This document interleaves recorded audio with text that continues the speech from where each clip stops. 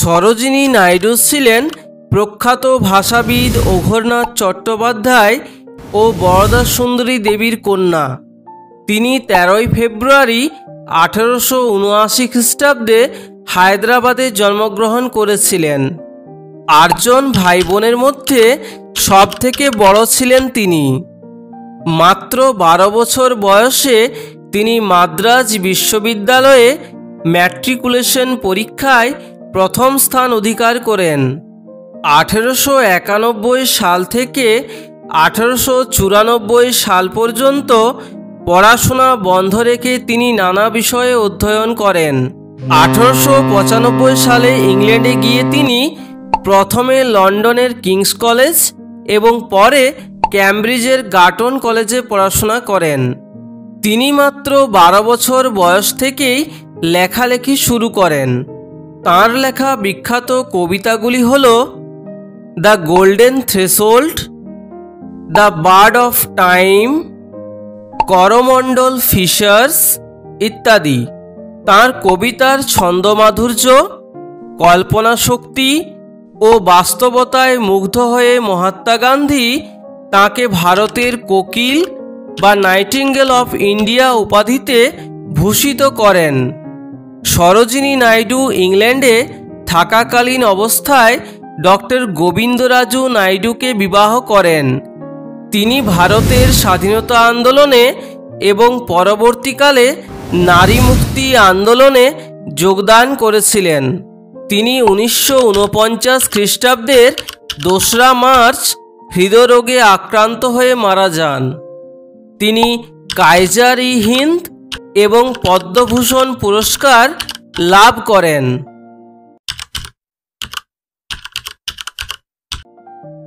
The bangle sellers কবিতাটি 1912 খ্রিস্টাব্দে the bird of time নামক একটি কবিতা সংকলনে প্রথম প্রকাশিত হয়েছিল। এই কবিতাটির মাধ্যমে সরোজিনী নাইডু তৎকালীন ভারতীয় সমাজ ও সংস্কৃতিকে তুলে ধরেছেন। এই কবিতার মাধ্যমে নারীদের জীবনের বিভিন্ন ধাপগুলিকে তুলে ধরা হয়েছে। এই ধাপগুলি হল প্রথমে অবিবাহিতা তরুণী, পরে কনে ও স্ত্রী এবং শেষে অভিজ্ঞ গৃহবধূ ও মা। এই কবিতাটি হল একটি লিরিক্যাল পোয়েম বা গীতি কবিতা। কবিতাটি 4টি স্তবকে বিভক্ত এবং প্রতিটি স্তবকে 6টি করে লাইন আছে। প্রতিটি স্তবকের রাইম স্কিম হল A, BB, CC.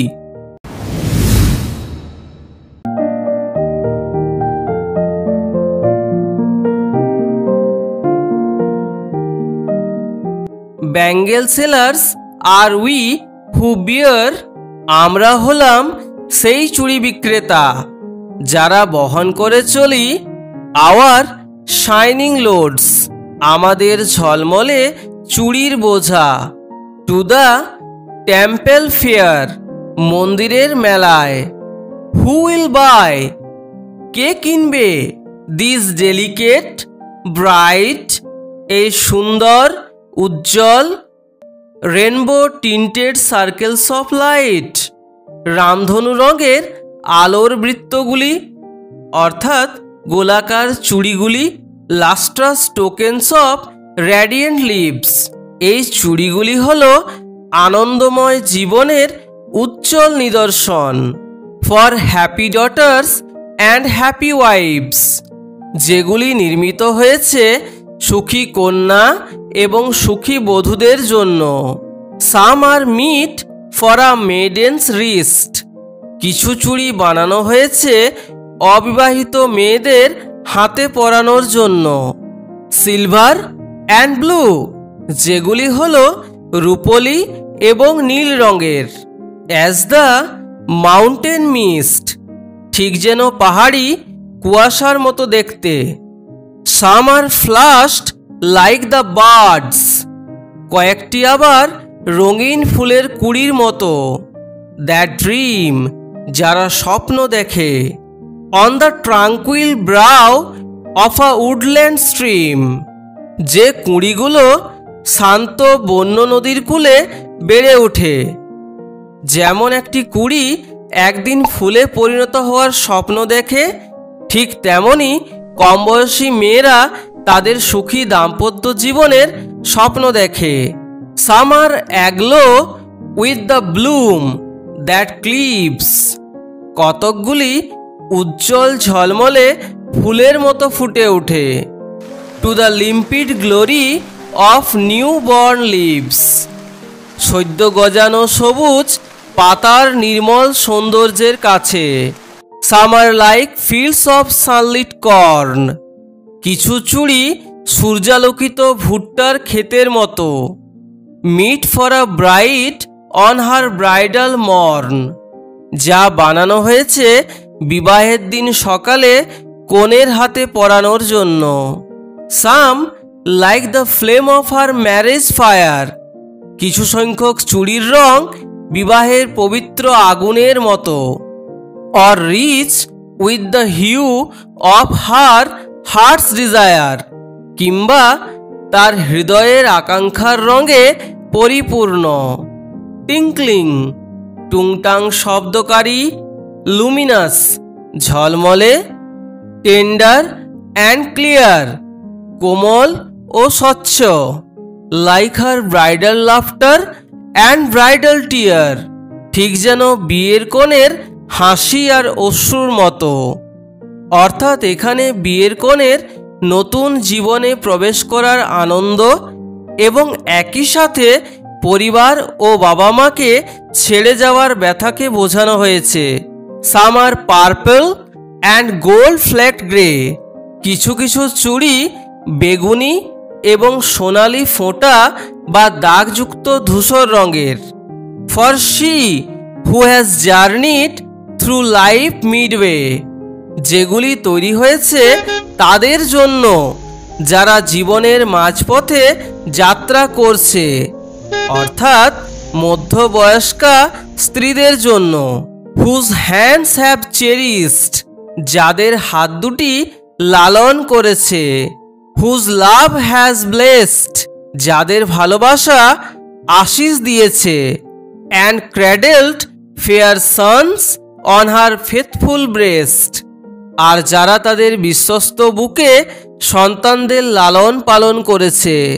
And serves her household in fruitful pride, আর সেই সাথে সগর্বে তারা তাদের গৃহকর্ম পরিচালনা করেছে। And worships the gods at her husband side, আর স্বামীর পাশে থেকে সংসারের মঙ্গলের জন্য দেবতাদের পুজো করেছে।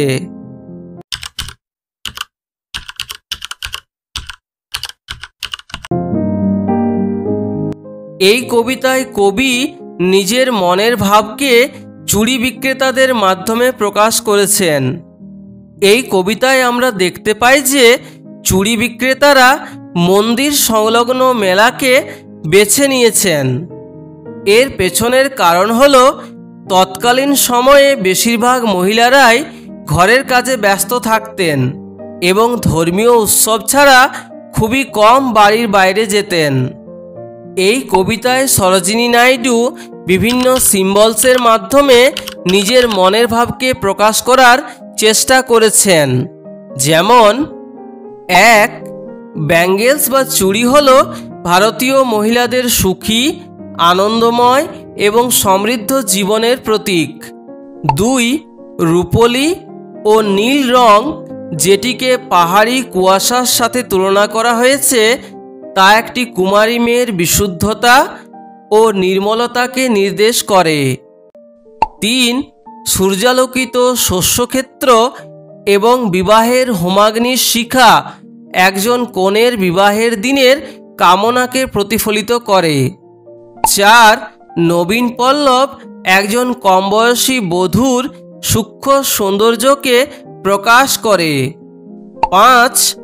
বেগুনি ও সোনালি ফোঁটা দেওয়া ধূসর রঙের চুড়ি পরিণত আদর্শ স্ত্রীর গর্ব, সম্মান ও পরিপক্কতাকে বোঝায়।